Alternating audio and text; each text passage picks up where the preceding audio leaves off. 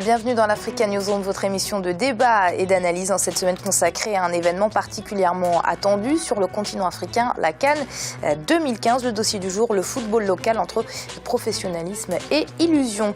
Et au sommaire de cette émission également, 5 pays africains plaident pour une intervention internationale militaire en Libye, une demande qui ne fait pas forcément l'unanimité. Et le Burkina Faso en route pour les élections, la présidentielle entre autres, elle doit se tenir dans 9 mois. Le délai est-il tenable? Nous tenterons d'y répondre dans cette émission. Et en troisième partie, le géant pétrolier Shell a accepté d'indemniser la communauté de Bodo après des fuites de pétrole dans le delta du Niger. Un accord à l'amiable qui se chiffre à 70 millions d'euros, mais qui évite la tenue d'un procès. Et avec nous pour décrypter ces faits de l'actualité du continent, nos éditorialistes sont avec nous. Jamal Taleb. Jamal, bienvenue. Merci Amira et bonsoir à tout le monde. Et Samuel Gambok. Samuel, merci d'être avec nous. Merci Amira, bonsoir. Et Alfred Chango. Alfred, bienvenue. Merci Amira, et puis à mes très chères téléspectatrices, je souhaite une belle et heureuse année 2015 comme à vous-même. Merci Alfred, et tout de suite, c'est l'info du jour.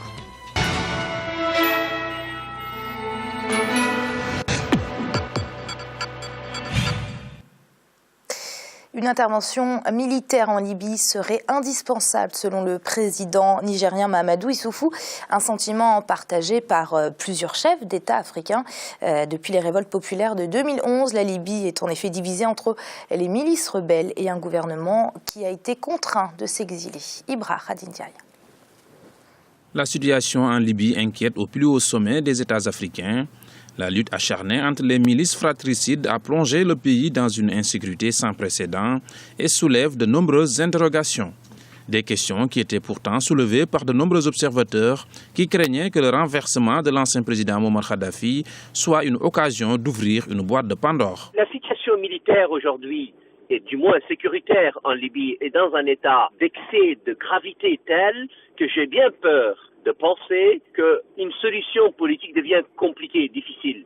Nous l'avons tentée, elle a été tentée à maintes reprises. D'ailleurs, le président El-Sisi, il y a 2 semaines, a demandé une intervention militaire clairement, venant alors conforter la position du président Idriss Déby Itno et le président Macky Sall. La position géographique de la Libye fait que ce pays est devenu une menace pour toute la sous-région. Le danger sécuritaire dans la région du Sahel a aujourd'hui un foyer d'alimentation évident, central, c'est la Libye. Et puis, l'égalité des forces en présence en Libye, l'antagonisme puissant des uns vis-à-vis des autres, est malheureusement dans une situation de gravité qui, de mon point de vue, rend une situation politique, négociée, je ne dis pas impossible, mais difficile. De nombreuses voix s'élèvent désormais pour permettre à une résolution du conflit. Lors du forum sur la sécurité en décembre à Dakar, le Mali, le Tchad et le Sénégal avaient déjà demandé à la communauté internationale d'intervenir militairement pour mettre fin au chaos. Le président Mahamadou Issoufou du Niger, dans une déclaration datant du 2 janvier 2015, a également plaidé pour une intervention internationale dans le pays. Alfred, êtes-vous favorable à une intervention militaire en Libye ? Amira, c'est très compliqué, la situation de la Libye. On a rappelé les enjeux ici. Jamal, dans le reportage, a dit un certain nombre de choses qui sont tout à fait justes. Simplement, il y a la réticence d'un certain nombre d'autres pays, comme l'Algérie, qui tient absolument pas qu'il y ait intervention internationale. Voudrait que ce soit les Libyens eux-mêmes qui agissent pour régler ce problème-là. Je ne suis pas certain que les Libyens eux-mêmes soient aujourd'hui en état de régler ce problème-là, même sur le terrain politique, puisque la réalité sur le terrain nous montre quoi aujourd'hui? Que petit à petit, le général, je ne sais plus comment, le général qui est en train de se battre, Ali Haftar, est en train de perdre du terrain, que les djihadistes et puis les autres groupes, les autres milices sont en train de gagner du terrain.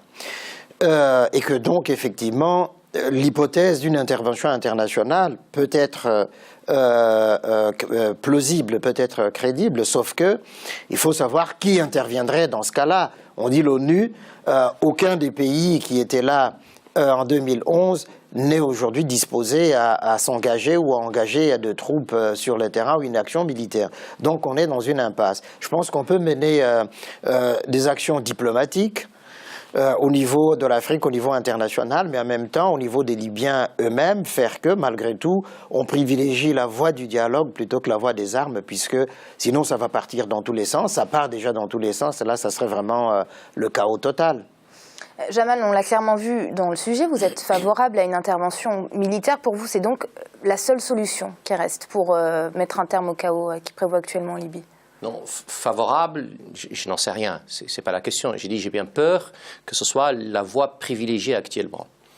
Il y a environ 150 tribus en Libye et il y a probablement autant de contradictions également. Pardon pour tous ceux qui aiment Kadhafi. Kadhafi n'a pas construit un État en Libye. Il n'a pas construit une administration et il n'a pas construit l'esprit d'une administration capable de se maintenir après lui. Ceux qui lui ont fait la guerre n'avaient pas mandat de le tuer. Ils l'ont tué parce qu'ils ont des intérêts personnels, égoïstes.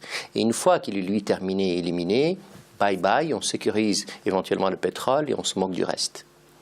Puis, on est arrivé aujourd'hui à une situation explosive, catastrophique, dangereuse. Il faut une solution. En plus, la Libye est devenue un foyer régional du terrorisme.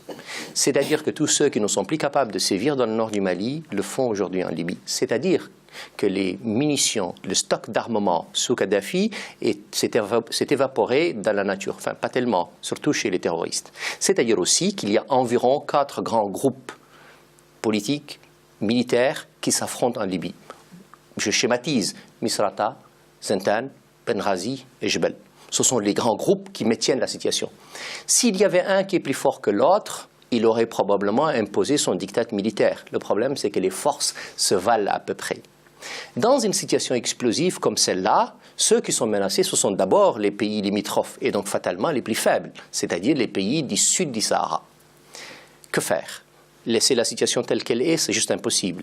Amener les Libyens à trouver une solution, c'est l'idéal. Certains de mes amis libyens me disent, ce qu'il faudrait faire, c'est une conférence internationale où, au-delà d'une conférence, on fait planer le risque d'une intervention militaire. Et on demande aux uns et aux autres, enfin on impose surtout aux uns et aux autres de trouver une solution. Voilà, sous peine d'une véritable intervention militaire. Pardon, ça ne peut pas être une intervention occidentale, on se dit un peu les choses. Ça ne peut être qu'une intervention arabe. Et une intervention arabe sera d'abord égyptienne. Je ne pense pas qu'un pays du sud du Sahara possède aujourd'hui une armée suffisamment forte pour imposer la paix en Libye. La Libye, ce n'est pas seulement Tripoli et Benghazi, c'est un territoire énorme. Et donc, si quelqu'un est capable, si une armée est aujourd'hui capable, soutenue par l'Algérie, forcément, parce que c'est l'autre grande puissance frontalière, si quelqu'un est capable de le faire, c'est éventuellement l'Égypte. Et donc, soit on a une conférence internationale qui est capable de maintenir une situation, soit alors nous avons les forces régionales autour, donc l'Égypte d'abord, et éventuellement l'Algérie, qui sont capables de l'imposer. Je pense, hélas, que ce scénario-là est de plus en plus probable. D'ailleurs, on le demande. La solution occidentale, je n'y crois pas une seconde, et puis je vais vous dire, elle n'est même pas souhaitable. Les mêmes forces occidentales ont échoué. Et je pense qu'en gros, pardon de dire les choses, elles s'en moquent un peu, qu'elles s'entretuent ou pas, parce qu'en définitive, ça ne les concerne pas directement.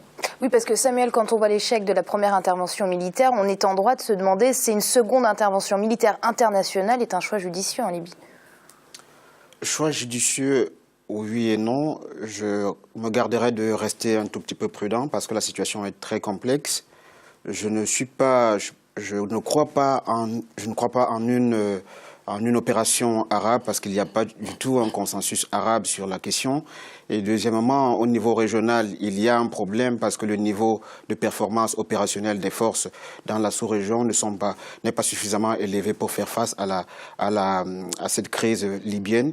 Et troisièmement, il faut également souligner qu'une présence militaire occidentale est une hypothèse qui est de moins en moins plausible aujourd'hui compte tenu de la conjoncture financière internationale, des réticences de l'opinion publique nationale dans ces différents pays. Aujourd'hui, même encore avec l'attentat de Paris de Charlie Hebdo, les Français seraient beaucoup plus hostiles à une intervention militaire à l'étranger parce qu'il faut d'abord assurer la sécurité du territoire. Donc ce sont des éléments importants qu'il faut mettre sur la balance pour enfin constater qu'il est difficile d'appliquer une opération militaire en Libye.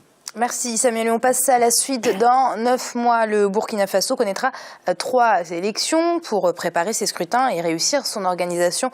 Le président de la transition, Michel Kafando, a rencontré la classe politique et la société civile. Le point avec ce reportage de notre correspondant au Burkina Faso, Wandiam Valentin Compaoré. Le président de la transition, Michel Kafando, a rencontré la classe politique et la société civile. Objectif, faire le bilan de la transition 2 mois après et dégager des perspectives pour les prochaines élections. Outre le mode de scrutin qui doit régir ces 3 élections, que sont la présidentielle, les législatives et les municipales, la candidature indépendante intéresse les acteurs politiques. Si elle est autorisée pour la présidentielle, pour les législatives et les municipales, seuls les partis politiques peuvent y prendre part. Selon le président par intérim Michel Kafando, le Burkina se doit de réussir cette transition pour servir de référence démocratique sur le continent. Ceux-là qui, au début, ont voulu nous sanctionner, mais ont compris par la suite que le geste du peuple burkinabé ne peut pas être confondu à tous les autres gestes dans les pays où le pouvoir a été pris de façon plus ou moins par interruption.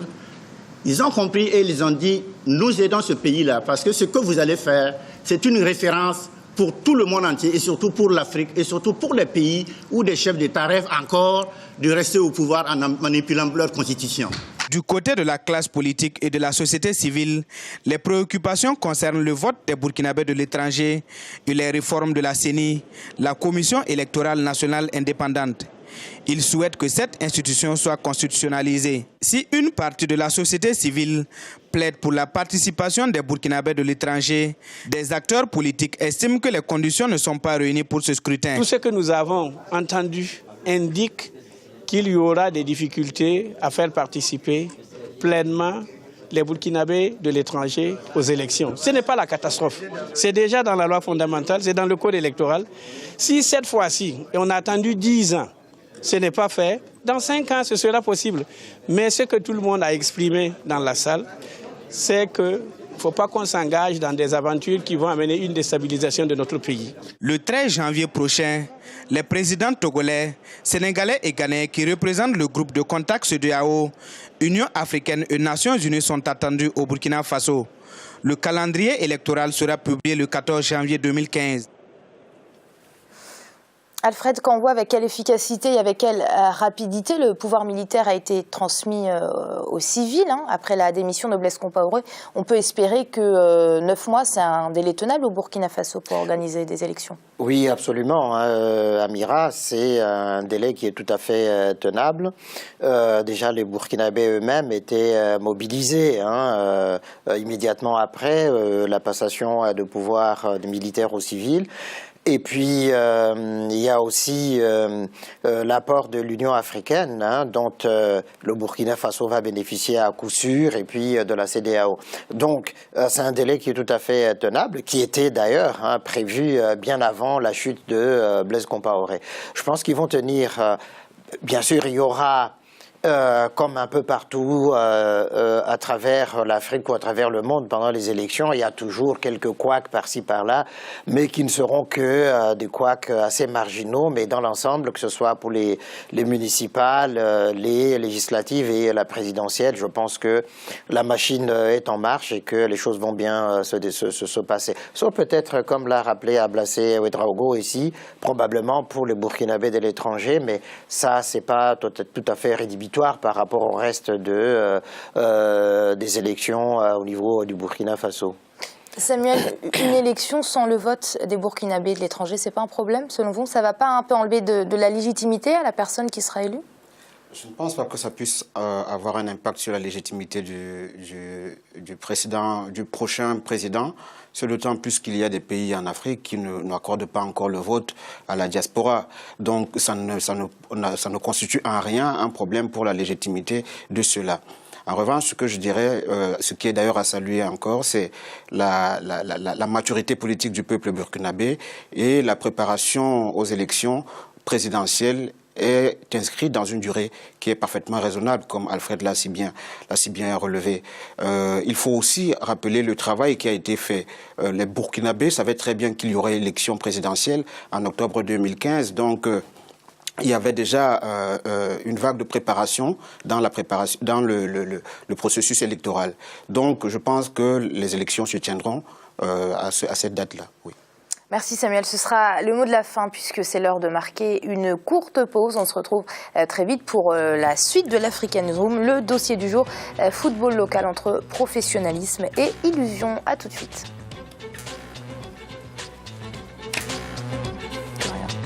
Désolé Jamal.